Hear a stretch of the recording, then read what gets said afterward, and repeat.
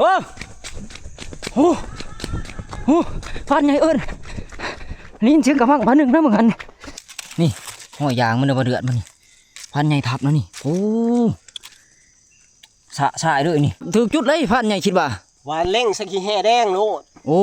หลายตัวบ่หมูฮะหมูประมาณ3 ตัว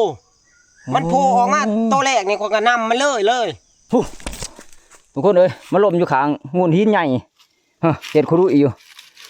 โอ้ยจากไหนมาจับมือเลยนะเว้ยเฮ้ยพวกเฮานี่มันโมเมนต์แค่คู่หูเลยมันจะเป็นคู่จิ้นกันได้แน่นี่โอ้ยมารวมกันนะพวกเฮามีรวมเข้ากันแล้วจ้ะมาจับมืออีกทีนึงมันได้แนวนี้พันหาแต่เฮิงด่ะอันขากเลยทุกคนบ้านนี้โคตรมานเลยกับอะไรเนาะมานส่งทางกลับบ้านนะ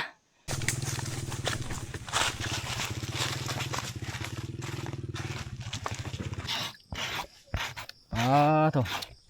เดือดเต็มอยู่นางกอบทำสิซอยจุบาทนี่มาขอโทษขอไฟน้ำผูบกินดิบด้วย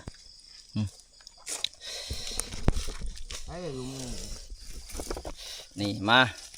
เอาแบบหน่อยสดๆด้วยนี่โอ้ขากันนี้ทุกคนบานจ่วยๆนะทั้งมันทั้งหวานเนาะขันคล้องสดนี่มันแสบนะทุกคนเป็นประเภทของป่านั่นนี่แห้งคักบ่มีข้าวพอดี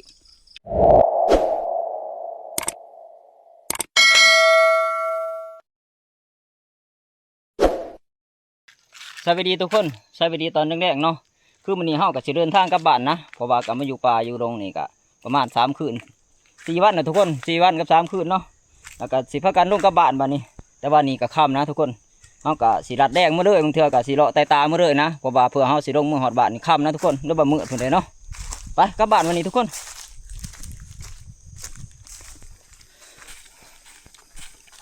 โอ้ค่ำแล้วพันตุงเลยว้ายจะไล่พันใหญ่ค่ำมืดแล้วเฮานี่สิได้ไต่ตาเมื่อได้นี่คำไส้นอนหันมือนี่ฮะเต็มที่เลยเนาะเพราะว่าเพื่อเฮามาตะครัวแม่งกากมันก็จนบ่าย 3 บ่าย 4 โมงแดงเนาะรอบนี้เพราะว่าเขาได้แต่สัตว์หน่อยมือแรกนี่เขาต้องไต่ตาเขาต้องมานเถื่อมานเมื่อลำทางเนาะไปค่ำมืดนะเกี่ยวย่างเขาพันหม้อกับจงใช้สีมานที่กันแล้วพันหม้อกันเอามือเนาะเป็นบ่าอายุเถื่อมานนะเพิ่นบ่าโอ้โหโอ้พันใหญ่เอิญนี่เสียงกระมังพันหนึ่งนะมึงหันใช่เสียงกระบังจะว่าบังหันนี่บ่นายพันเสียงกระบังจะว่าบังหันนี่ห่วยจะทับเป็นยังล่ะห่วยแม่นใช่บ่ทับอยู่ใช่อยู่นี่บ่ใช่โอ้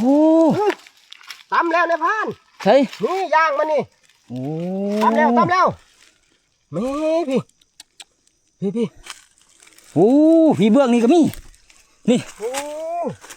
โอ้ตัวฮึกเตอร์บ่จะทับนี่แม่ค้างโอ้นี่ทุกคนนี่ห้อยยางมันเอาเดือดมันนี่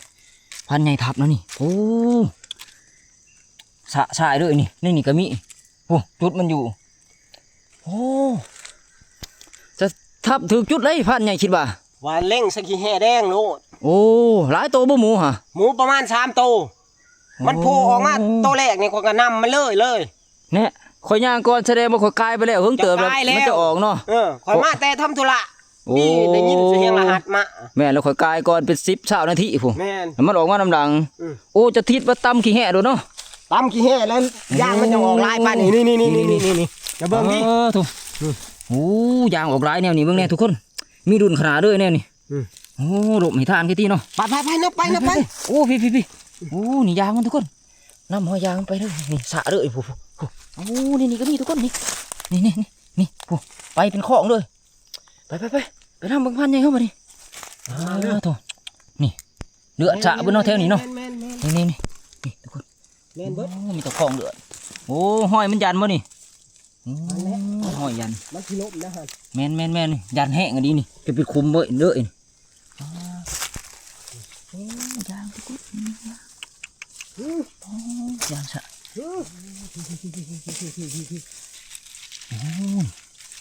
นี่ หอยมันตำต้นไม้นะจนคมเลยมันยันอ๋อตัวยางพี่โหดยางอันนี้สะใส่ออกจากยุดยิ่งมานี่ประมาณ30 เมตรนะทุกคนนี่นี่เป็นหอยยางนี่โอ้โหนี่ยังติดมืออยู่เลยพี่มันไปเป็นข้อมันข้อยางออกลายนี่มีรุ่นขนาดนั้นนี่ปุ๊บ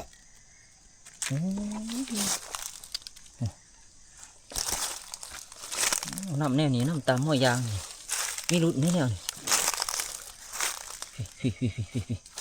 ยังหันมองมันลบนี่เลยหันนี่ โอ้แม่นนี่มันลบแน่นี่แฟนแนวนี่มองมันเสะเนาะระวังเด้อ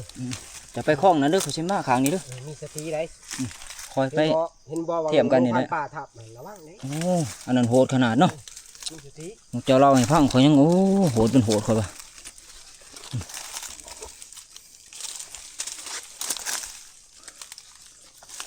มันแตกมาทั้งนี้อื่นบ่เจอนี่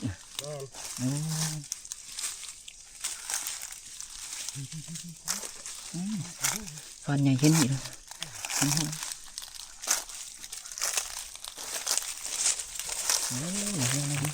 โอ้ยมันยัน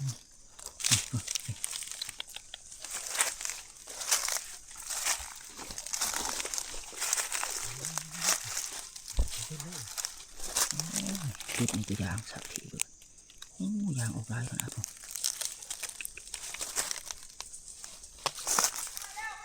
เรียบร้อยแล้วพันใหญ่โอ้พันใหญ่เรียบร้อยทุกคนเพิ่นนำเข้าไปก่อนนะเพิ่นบ่ให้เฮานั่งรออยู่เนาะเพราะว่ายันมันอันตรายนะเพราะว่าหมูมันถือทับยันเนาะมันโหดนะทุกคนขันมันบ่ทันหลบเนาะไปเบิ่งทุกคนเลยพันใหญ่มันมาเรียบร้อยนะใส่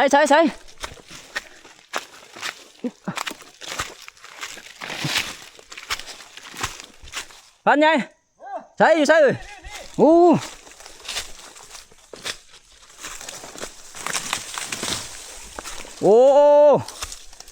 มาลมอยู่นี่บ่เฮ้ยโอ้โถพี่ยางมันโอ้ทุกคนเอ้ยมาลมอยู่ข้างงูหินใหญ่เห็ดคุรุอีอยู่โอ้ยจากไหนมาจับมือเลยนะเว้ยเฮ้ยพวกเฮานี่มันโมเมนต์แค่คู่หูเลยมันจะเป็นคู่จิ้นกันได้แน่นี่โอ้ยมารวมกันนะพวกเฮามีรวมเขากันแล้วจ้ะมาจับมืออีกทีนึงมันได้แนวนี้พันหาแต่เฮิงด่ะมันขากเลยทุกคนบ้านนี้โคตรมันเลยกับอะไรเนาะมันส่งท่ากลับบ้านนะ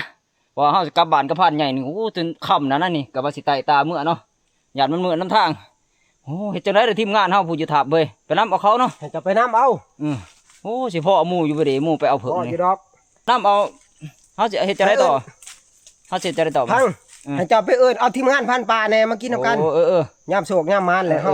แม่นแหละหากันได้เฮาหากินอยู่ป่าอยู่โรงมันของมันบ่ถิ่มกันอยู่แล้วของนี่แล้วเฮาสิเอาไปเฮ็ดอยู่ไสล่ะบัดนี้ออกเฮ็ดอยู่ด้านนี่ด้านทั้งหน้านี่เนาะแล้วก็ให้เขาเก็บเครื่องเก็บของมาให้เมียนสิ่งเมียนของเฮาดีๆแล้วเอาเมื่อแบบสดๆเลยเพราะว่าหน้าที่เฮาสิเดินทางกลับบ้านอยู่แล้วเด้แม่นไปถ้าคอยสิไปน้ำพวกนะโอเคเจ้าอยู่นี่เนาะซั่นเนาะคอยสิท่าอยู่นี่แหละจะท่าอยู่นี่โอ้ไปเบิ่งไกลๆก่อนทุกคนเอ้ยให้มันชื่นอกชื่นใจนี่กูหูกูจิ้นเฮ็ดทุกคนไปเถอะทุกคนคนแพงมันป้านี่จังสิได้ลบมักทอกได้อีกล่ะถือว่าตัวใหญ่พอสมควรประมาณ60 โลได้เนาะหรือ60 กว่าเนาะใหญ่เติมนะทุกคนนี่คนแพงขุยหลังมันแดวมาความท่ากับพานใหญ่2 ครั้งนะครั้งนี้เป็นครั้งที่2โอ้เพิ่นจัดหายเลยนะสมคำเฮาว่าอยากกินช่วยจุนางกรอบเนาะโอ้คักเลยทุกคนโอ้ตัวทึกหรือตัวเมียโอ้ตัวแม่ทุกคนตัวแม่นี่แห้งเนื้อมันคือบอกนะแสบคักสิมอบหน้าที่นี่ให้พันใหญ่เพิ่นถ่ายอยู่นี่เฮาสิไปนำเอาทีมงานบัดนี้เนาะพันใหญ่เนาะไปนำเอาทีมงานบัดนี้ทุกคนมันคำแห้งเนาะหยันมันคำกว่านี้นะหยันมันงุ่มมืดเนาะแต่บ่ฮู้ว่าทีมงานเฮาสิอยู่จักบ่นะเพราะว่าหมู่เพิ่นว่าสิไปเอาผึ่งเนาะแต่ว่าบางเทื่อเพิ่นไปเอาบางเทื่อเพิ่นมาได้ปานนี้เพราะว่ามันค่ำนะเนาะว่าเพิ่นไปเอาแต่เฮาออกมาแต่แหละตะเที่ยงประมาณ4 โมงแหละบอกว่าถือเลยทุกคนเอ้ยโคตรดีใจเลยบ้านใหญ่จัดให้เด้อจัดบังเบอร์60 โลนี่โอ้ยเขาอยากตะเฮิงแล้วนะ ประเภทพวกดังกรอบหรือว่าซอยจุนี่เนาะโอ้ไปทุกคนไปนำเอาทีมงานเฮาแล้วก็นำเอาทีมงานผ่านป่านำนะคือเฮาเบาเด้เนาะคือผ่านใหญ่กับบ้าคือกันนั่นแหละแต่ว่าเฮามาป่ามาลงนี่โศกมานนี่บ่ให้ทีมให้ปลาก็ได้ทุกคนคือคนเดินป่าบ่ว่าสิกลุ่มใดก็ตามหรือว่าเฮาฮู้จักกันหรือว่าได้พ้อกันน้ำปลาน้ำดงเฮาโศกเฮามานหรือเฮามีแนวกินแนวอยากต้องได้แบ่งปันกันหรือว่าได้บิดให้เขาได้ทุกคนสิหลายสิน้อยคนก็อีกส่วนหนึ่งเนาะถ้ามันหลายคนก็ได้บิดให้หมู่ถ้ามันบ่หลายก็ได้แบ่งปันกันเพราะว่าแนวอยู่แนวกินคันเฮาได้น้ำปลาน้ำดงนี่ขี้ที่กันบ่ได้ทุกคนมันเป็นประเพณีก็แม่นแล้วก็บอกง่ายๆว่าความดีต่อกันนี่แหละเนาะมันถิ่มมันปลากันบ่ได้ดอกคนหากินน้ำปลาน้ำดงคือกันมีหยังก็ได้ซอยเรือกันหรือว่าเบิ่งแย่งกันนี่แหละยามมีปัญหาหยังก็ดิไปทุกคนมันสิค่ำสิมื้อเด้ไปนำเอาทีมงานมาเบิดทุกคนแหละ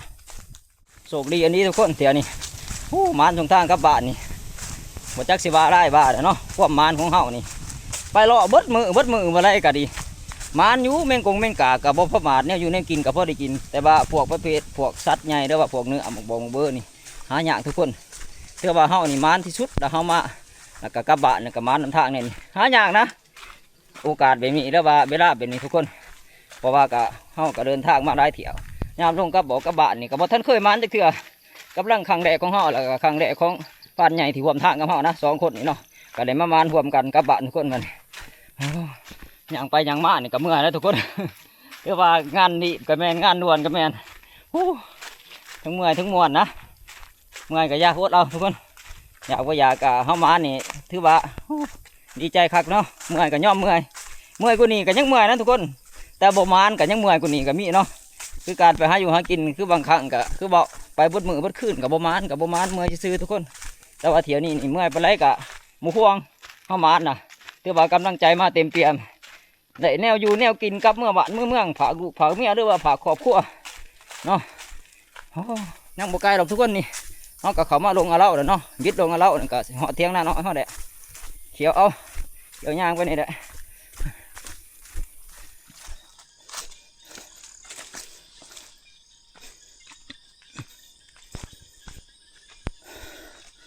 โอ้มาเหาะเทียงหน้าหน่อยทีมงานเขาไปอยู่นี่ทุกคนมีแต่น้องมาสงสัยว่าท่านมาแต่เอาผึ่งโอ้ยจะได้บัตรยางมาเพื่อจะหอดเทียงนี่โอ้ยจุดคำจุดมือนะทุกคนปวดบดขาเนาะว่าห้องกับเทือกขันบะแลน้อยเอากับบะได้นะโอ้จะได้ไปนำทีมงานนี่ละเพราะว่าเพิ่นบ่ท่านมาพ่อคนเลยนี่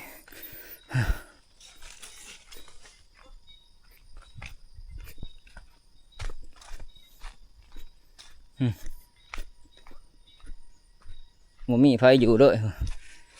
หุ้ยโอ้นี่แต่มักทองเดืองอีหุ้ยแล้วก็มังมีอ๋อนี่แต่น้องม้าเขาอยู่ทุกคนทีมงานเขามีไฟอยู่ด้วยบ้านนี่โอ้งานเขาบกุ้งอีกแล้วสิได้ไปนำทีมงานเขาอีกภาคส่วนหนึ่งแล้วก็สิไปนำทีมงานพันป่าอีกนะโอ้เทียงพันป่าก็อยู่ผมใกล้เติมนะ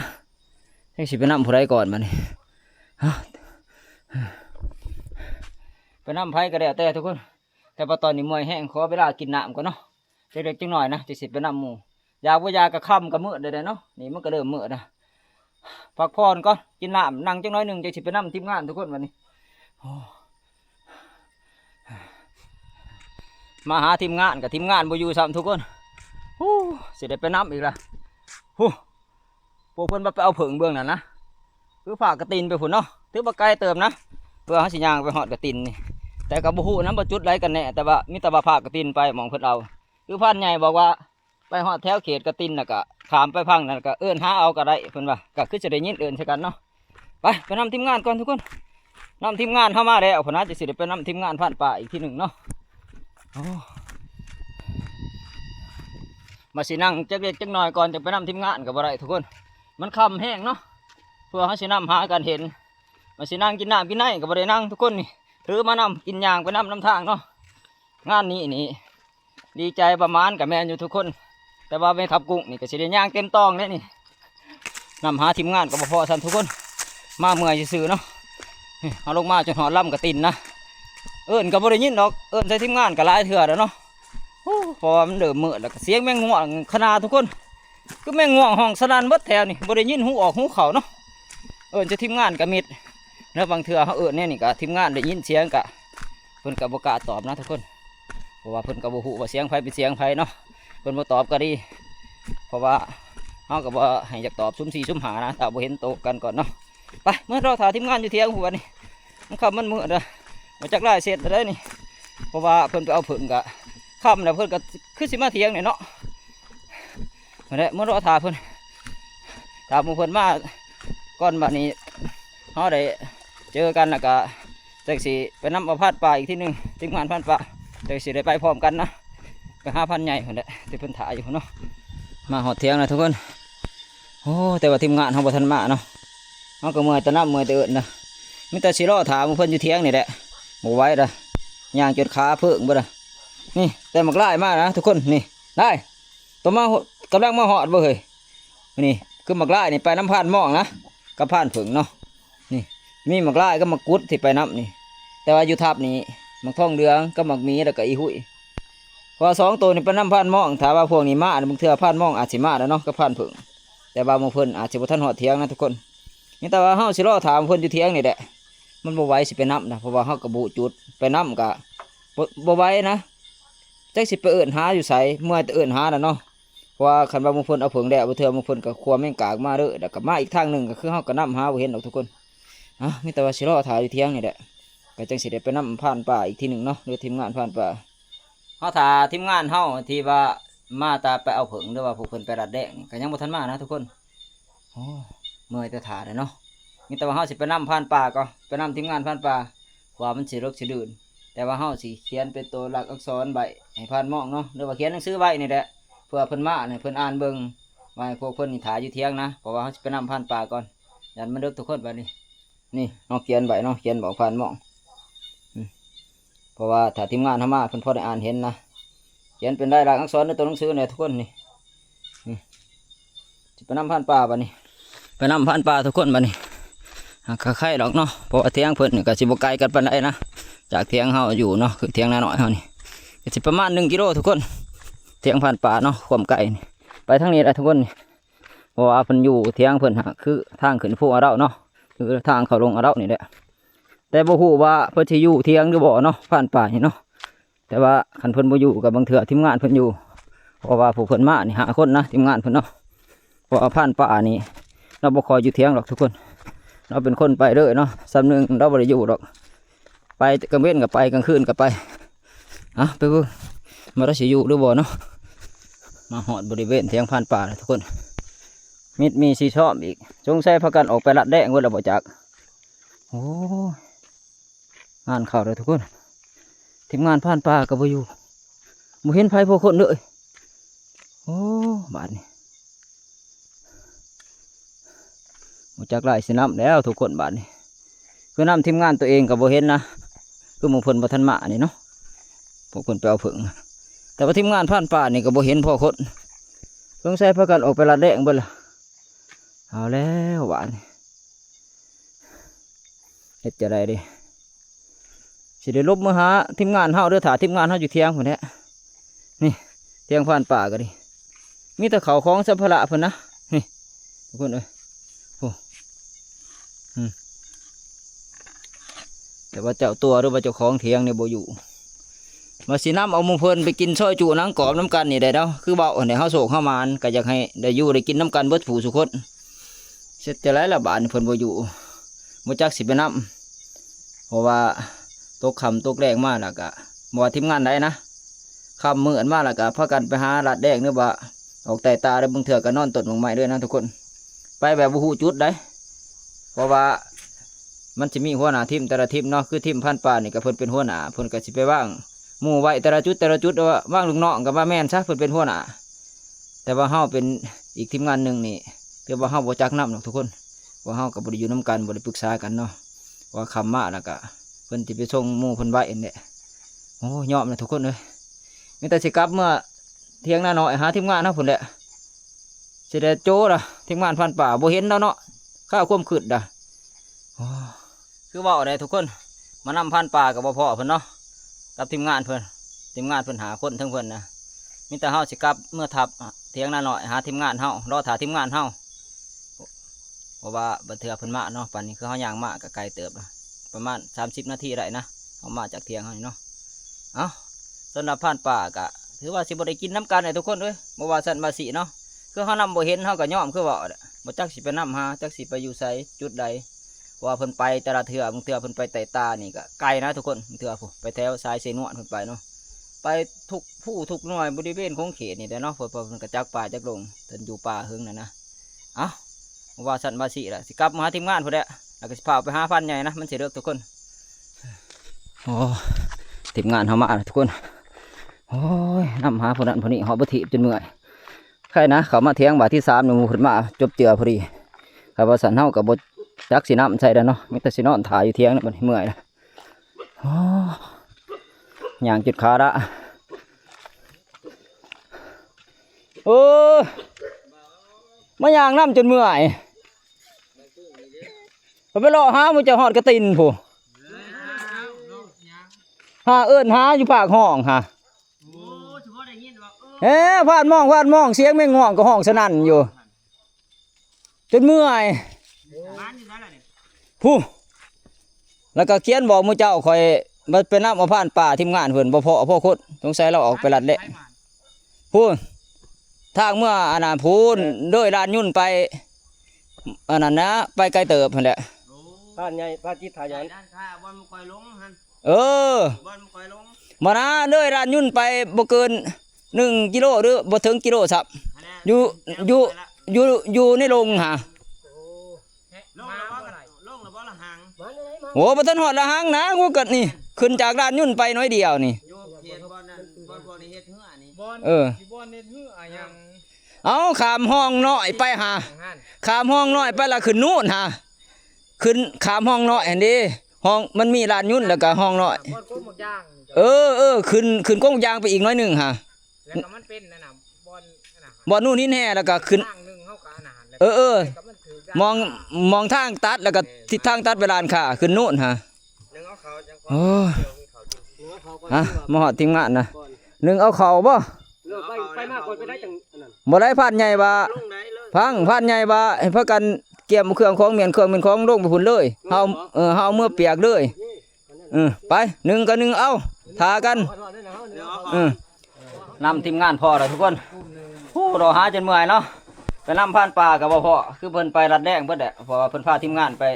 เคยไปนั่งรัดแดงนะแล้วก็ไปเลาะใต้ตาพอดีเฮากลับมาเที่ยงอีกที่หนึ่งพอทีมงานเฮาจบเจือการบ่พอเพิ่นเที่ยวนี้ก็คือบ่ได้บ่จักสิไปนำอยู่ไสล่ะบ่เฮาก็บอกเพิ่นนะว่ามีข่าวหลอกข่าวดีเนาะว่าเฮามานมัก60 โลกับผ่านใหญ่นี่ว่าหมู่เพิ่นเก็บเครื่องเก็บของนะสิเตรียมเพิ่นแหละไปกินซอยจุนังกรอบนังกันโอ้ออกลานทุกคนแล้วก็สิพากันกลับบ้านด้วยนะแต่ว่าหมู่เพิ่นไปนี่เอาผึ่งนี่ก็ถือประมาณนะทุกคนเพิ่นก็หลายเติมเนาะ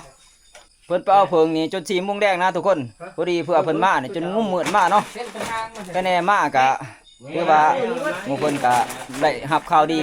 ยกเจือนะคือเฮามานี่แหละนี่เพิ่นก็ได้หลายเติมนะทุกคนนี่ทุกคนเลยโอ้นี่ผ่านผึ่งเพิ่นจัดได้หลายเติมนะโอ้ยกันปั้นแล้วได้ประมาณจักลิตรในผ่านผึ่งคิดว่าประมาณ6-7 โลประมาณโอ้6-7 โลพุ่นคำว่าเป็นเงินกันขายนี่โลนึงประมาณเท่าไรเฮ็ดตัวขาย100,000 โอ้130,000บัดนี้6 โลหัวได้หลายแสนเกือบพอละนี่หน่อยเนาะโอ้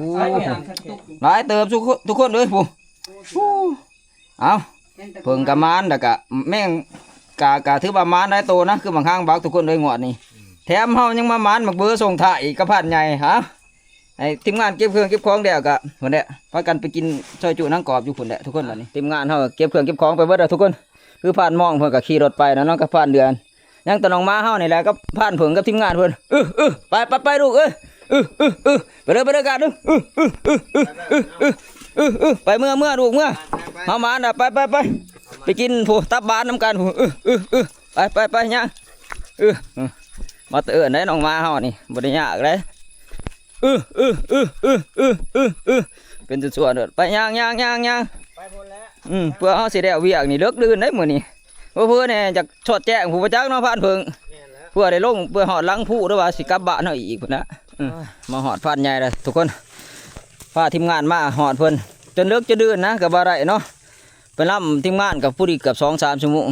จะได้เมื่อยท่าได้เนาะเอ้ยว้ายจะเป็นเจ้าป้าให้ยุ่งหามข่อยผ่านกุ๊กไปยัง2-3 ชั่วโมงพอก็เมื่อยแต่นำทีมงานไปฮอดบ่ทีเพื่อสินำพ่อผู้เพิ่นก็พุ่นแหละจนมืดบ่ตีแล้วเนาะคือไปน ผ่านป่าก็บ่พอเด้เพราะว่าพุ่นพาทีมงานออกไปนั่งต้นไม้เบิดแล้วเขาขึ้นว่าแม่นก็พอดีพอแต่ทีมงานเฮานี่แหละอิหยังก็แล้วแต่เนาะเฮามาฮอดกันมาพอกันมีแต่พุ่นแหละเอามาเบิดตีอุปกรณ์เนี่ยผ่าเฮา เอามาเบิดแล้วก็พุ่นแหละเอาหมกเบอร์เฮาขึ้นไปคั่วอยู่ไสก็ไปพุ่นได้ทั้งหน้าพุ่น ไปด้านยุ่นบ่ดีบ่มันมีน่ะ ไปมองมีน้ำพุ่นแล้วเฮ้ยมันจะสิแตงอยู่พวกกินง่าย พันเพิงในด้านยุ่นบ่เจ้านอนนี่ในมองเจ้านอนนี่มีบ่น้ำกินมีแหละเอาพากันไปเฮ็ดอยู่พุ่นซะอยู่นี่มันน้ำค่อยแม่มันกุยนี่เฮาพาทีมงานเฮามาล่ะจุดที่เฮามานหมูกับพานใหญ่ทุกคนทุกคนเอาอีกเลยความใหญ่นี่รวมๆแล้วน้ำหนักประมาณ70นะที่แรกคิดว่า60เนาะมาเบิ่งคักๆโอ้มันใหญ่คักนะทุกคนประมาณ70ไม่ตาสิพุ่นแหละพากันหามออกนอกมองเฮาสิไปคั่วไปพุ่นแหละเผาเอาหนังกรอบทุกคนบัดนี้อันแน่นๆได้ในพานเด้แน่นเท่าจะเงินได้ยังสิมากัดแขวยิงข้างบัดนี้โอ้ยสิแม่พานเหมาะเอาคักๆได้อย่าเฮ็ดคือผูกหมูตัวน่ะได้วังได้สุดก่อนฮะคือหมูพันเที่ยงได้เนาะขลวยปุ๊โลดพะเนตโอ้ยแม่พานเหมาะบ่ไว้ใจพันหม้องบ่พันกุบ่ไว้ใจพันหม้องบ่ว่าจะกรองเบิ่งโอ้ลงมือเองเนาะ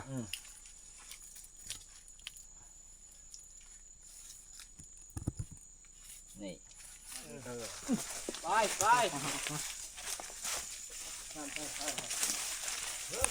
มันนอนอยู่ข้างๆเหยียบแล้วนอนนี่สิซะเดี๋ยว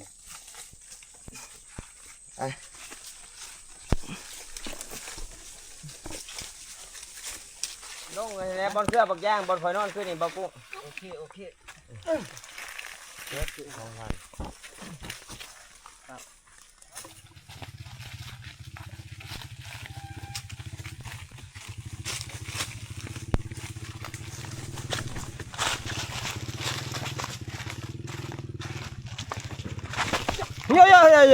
โยนักเปลี่ยนกันเด้อนี่หมกเบอร์เขาก็เอามาหอดจุดแล้วนะทุกคนจุดที่เขาสิเผาเอาหนังกรอบเนาะเดี๋ยวเขาสิทำการคั่วชำแหละอยู่นี่แหละนี่บ่อน้ำไก่นี่พื้นดัวกับทีมงานเขาก็ประกันช่วยกันหามาครบเบิดอันนั้นนี่พื้นไผ่พวกเขากำลังแดดเบิดทุกคนเลยนี่มีแต่รอถ่าให้มันติดแห้งๆเด้อว่าให้มันได้ทีเนาะพวกเขาจังสิทำการเอาหมูขึ้นเผานะเผาเผื่อขูดเอาหนังกรอบเนี่ยรออีกจังน้อยหนึ่งทุกคนพอดีถาพันใหญ่มากเนาะพันใหญ่กับพันเผิงเพิ่นยังไปเอาของเอาสิ่งคือเขาเอามาบางหันกับโบเบิดนะของเขาหลายเนาะไปเขาก็เริ่มได้ทีแล้วทุกคนทีมงานเขาก็กำลังสอดใหม่นะเอาหมกเบอร์ขึ้นเผาเนาะบัดนี้ขูดเอาหนังกรอบ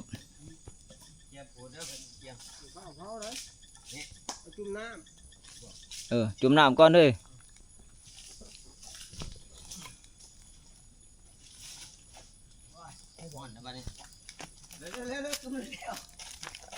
จุ่มน้ำก่อนโอ้เอาทางไหนเอ้ยทางไหน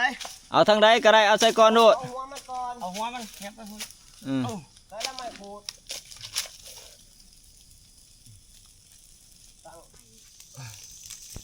มาปีนนั่งลงไป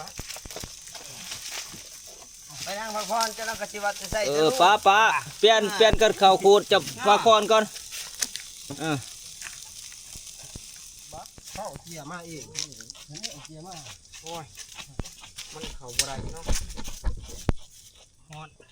เปลี่ยนกันเข่าเบิ่งไหมใช้มีดฮะเอามาเบิ่งเอาไปมีดบ่ยันมันปีนเลยเห็นป่ะเป็นไรครับเบิ่งสิโอ้หูดง่ายอยู่เว้ยนี่ขาวจนหูเลยมาห่อนเขาออกหูก้อนเหมือนมันละเอียดเฮ้ยตัวแก่ผูกจะได้เลยมันบ่มีเหล็กเอานี่เอาเป็นมันจะได้ใช้ทีเดียวเมื่อกี้นี่ก็ได้มันห่อนพอดีขากูเลยขาวจนหูเลยเนาะว้าย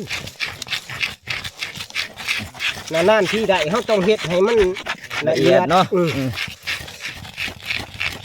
ขูดมาทันได้เอาเปรี้ยวปากเลยนี่เลยเปรี้ยวปากอีกเด้อเปรี้ยวละลิเร่งมือ เบื่อเบื่อ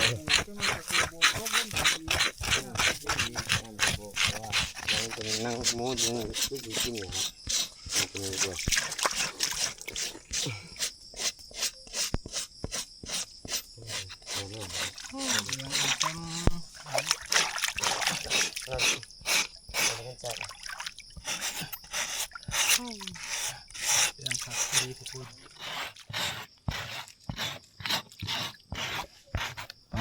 โถเดือดเต็มอยู่นางกอบทำสิซอยจุบาทนี่นี่พดหมูฮอก็เอามาอีกนะชุดหนึ่งทุกคนนี่เพราะว่าพดตัวนี้สีแตงอยู่พวกกินเนาะว่าเขาจะกินนางกอบนี่นะอีกพดหนึ่งกับตัวนางกะสีซ้ำแหละแล้วก็แค่เป็นผูดอยู่พุ่นเนาะทุกคนมันเอาอีกแล้วกำลังเหยาะเว้ย จะได้บอกเขาว่า ปลายมันนะดิ ตัวเอาปลายดิกมันลงเอาปลายดิกลง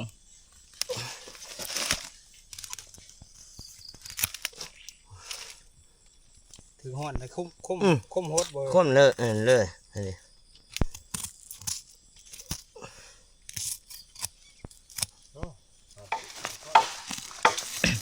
นี่นางกอบโอ้ทุกคนเลยซ้ำสกินบาทนี่ทีมงานเนาะคือว่าออกมานี่กันยังบ่ทันเบิดนะกันยังได้อยู่เนาะนี่ก็อีกส่วนหนึ่งนะที่ทีมงานเขาหลอกออกมานี่นี่หมูมันก็อยู่เอามารวมกันบาทนี่โอ้นี่แจ่วก็ได้เอาทุกคนพันแหนมนะคนว่าเป็นเห็ดแจ่วคือสิแซ่บอยู่ดอกชิ้นสมบ่นี่โอ้ชิ้นติดหนังทุกคนเป้านี่นี่นางกอบห้องก็ถือว่าได้นะดอกออกเกือบเบิดแล้วเนาะเบิ่งซีมก่อนจักบาทหนึ่งนี่นี่จำแจ่ว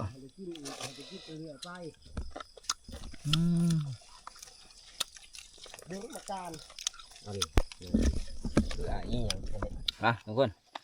จะแซ่บต้องกันบัดนี้โอ้แซ่บขนาดอันนี้ โอ้ยเบื่อนี่ก็ดิเรื่องเอาตัวใดมา เด้อพันใหญ่เด้อที่เมืองนี่ของแสบผึ่งกับผู้มักเด้อทุกคนบ่ว่ากันเนาะซอยจุเนื้อสดมันนะเบิ่งยืนเอาคำใหญ่ๆเนาะเต็มปากเต็มคำบ่ได้เลยมันกินบ่ถนัดคำหน่อยไปใช่มาตัดเลยตัดเลยเอาไปเลยนี่เอามาเลยจ้ะก็ใส่จุดีเลย เนื้อสดซอยจุฮะนะเอาสดๆด้วยทุกคนมาขอโทษขออภัยน้ำผู้บ่กินดิบเด้อ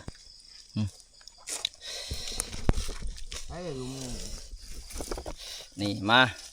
เอาแบบหน่อยสดๆด้วยนี่โอ้ขาดอันนี้ทุกคนบานจ่วยๆนะทั้งมันทั้งหวานเนาะกันของสดนี่มันแสบนะทุกคนเป็นประเภทของป่านั่นนี่แห้งคักบ่มีข้าวพอดีอ่ะจัดแจงกินข้าวบานนี่ โอ้ยไปตาชอบเขามั้ง พวงใหญ่พวงดีเนาะ ฮอน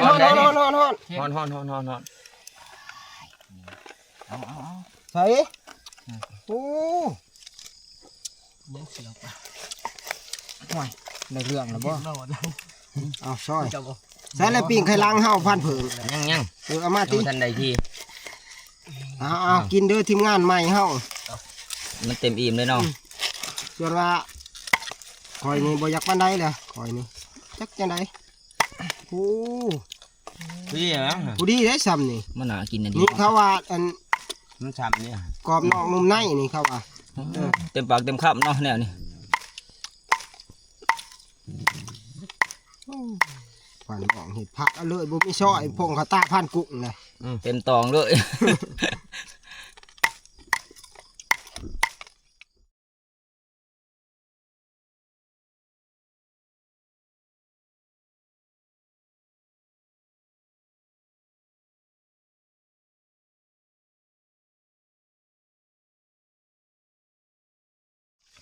ป้าทุกคนปิ่งพวงนุ่มมันพอดีเต็มถ้วยอันยะเลยซ้ำสิกินทีมงานเฮาบาดนี่ มาทุกคนบาดนี้ได้เวลากินแล้วได้นี่คำใหญ่ๆด้วยนี่น้ำได้เฮ้ยโจกๆนี่จักหนากินบ่หนากินเบิ่งเอามาแซ่บๆน้ำเบากุ้งกับปลาแม่เนาะก็แซ่บเลยหอมนุ่มขันนังมันสิกรอบๆหน่อยหนึงแล้วมันนุ่มทั้งในเนาะคักอันนี้นะเอาด้วยทีมงานเอาด้วยกินเอาเต็มที่ได้ผ่านเดือนนายผ่านใหม่เฮาเอาเด้ผ่านเผิงเฮานี่จัดเต็มแต่ว่าหากจะเริ่มได้เมื่อคือเฮาบอกตัดแน่ผมตัวหยาโหดหยอก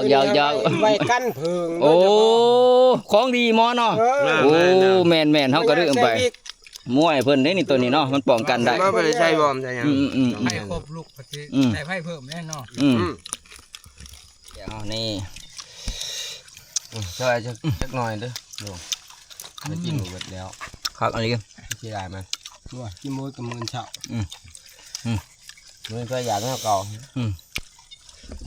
มื้อเช้าเฮ็ดอันนั้นเด้อโอ้กดแซ่บเลยครับอันนี้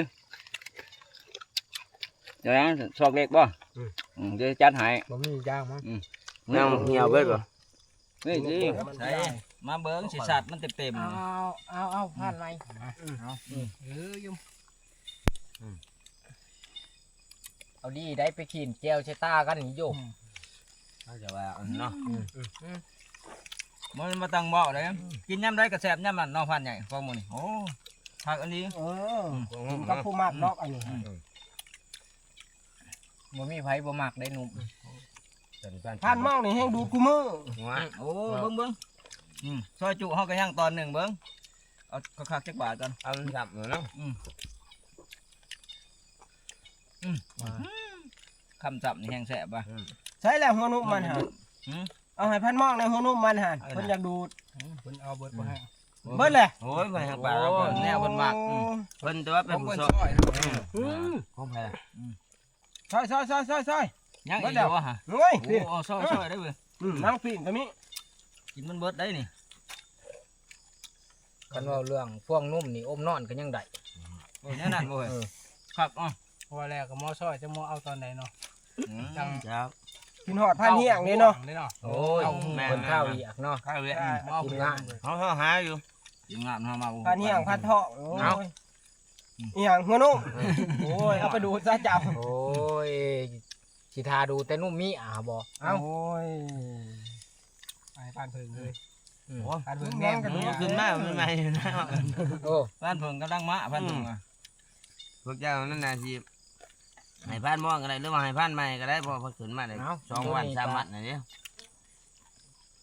พาความคิดไปหาพันเพิงเด้ออย่าดูดร้ายเมียแห่งจอยเห็นบ่แกย้อนกินแต่นุ่มเห็นบ่เขายังว่าลูกกินนุ่มร้ายจ่อยมันเกี่ยวกันอยู่บ่แห่วะเกี่ยวเลยเนาะว่าบ่เชื่อนุ่มมันเฮ็ดร้ายได้แบบนั้นนุ่มบ่แม่นสิหยังเลือดย่างได้นุ่มแม่นผ่านม่วงผู้ผ่านมาได้ว้ายเพิ่นกินได้เดือดแล้วเนาะเฮาเลยกินแล้วอ่ะได้รสชาติมันถ้าคนเฮาบ่กินนั่นตายแต่โดนบ่กินนุ่มแฮะแม่นเป็นยังไงล่ะรสชาตินุ่มแม่บ่มีก็ยังชื่อนุ่มงัวนุ่มยังไงกินบ่นะบ่เว้าเรื่องนุ่มแม่นุ่มมีนั้นรสชาติมันจังไดเดี๋ยวนี้มันก็แซ่บจ้ะวะโอ้แม่นบ่เขาว่ากินนุ่มน้อยยังแล้วก็บ่ได้นอนได้บ่กินทั้งดูดบ่ตอนเนาะน่ะบ่แม่นกินดูดอย่างเดียวพอไม่ครั้งนึงจับเนียนเลยมันนี่อะไรบ้านใหม่ว่าแห้งจะเนียนเรื่องพัน3 4เฮ้ยมาเก่าโตได้เว้ยเก่าบ่เก่าได้เว้ยมาเก่าได้ในผ่านมาโมเฮา7มาผ่านม่อง2เป็นเก่าแม่นบ่เก่าเฮานับอยู่ให้มันครบกัน8 9เอานี่แหละเก่าตัวหน้าอีกเอาเป็นระเบียบลูกเป็นระเบียบนี่ได้กินบ่สุโตใจเย็น